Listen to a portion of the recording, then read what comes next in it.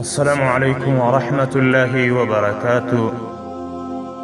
محترمینو مسلمانانو ورونو، د شعبان د 15 شپه چې د شب برات ورته ویل کیږي، عزتمنو دا د عبادت شپه ده او په دې شپه کې عبادت کول پر نورو شپو زیات افضلیت لري او په دې ورځ باندې روژه نیول دا مستحب کار دی، مستحب عمل دی او تر نورو روژو نیولو نفلي روژو دا ډیر زیات ثواب لري او الله رب العزت په دې شپه باندې د مسلمانانو مغفرت کوي او الله رب العزت مسلمانانو ته بخښه کوي. نو باید هر مؤمن مسلمان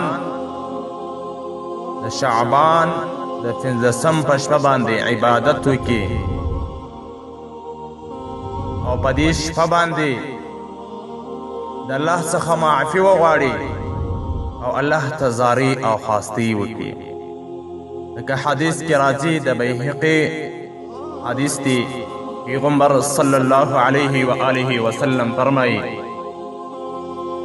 چې کله د شعبان 15 شپه راسي، د الله د طرفه څخه یو اعلان کوونکی اعلان وکړي چې یو څوک د بخشش یعنی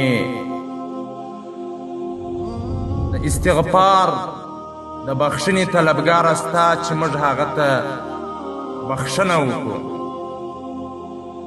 او یو سائل سوال کوونکی ستا چې موږ د هغه سوال ورپوره کړو.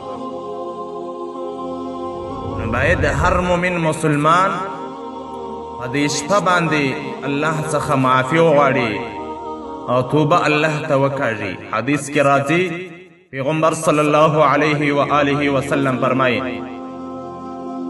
التائب من الذنب کمن لا ذنب له. نو بخښونکی دا داسې دی لکه ګناه چې نه وي کړی.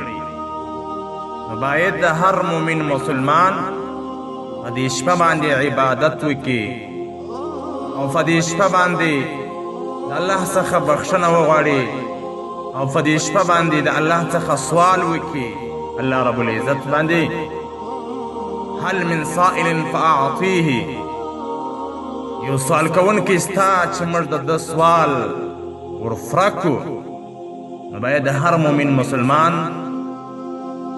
د شب برات په شپه باندې چې د 15 شپه ورته ویل کیږي او په دې کې عبادت وکړي، بلکې په هره شپه کې د شعبان په هره شپه کې په هره ورځ کې عبادت وکړي او یو ګړی بې عبادته پرېنږدي او په دې میاشت کې هغه چې څومره انسانان الله رب العزت د دوزخ څخه لرې کوي او ډېر انسانان الله رب العزت د جهنم څخه لرې کوي په دې میاشت کې.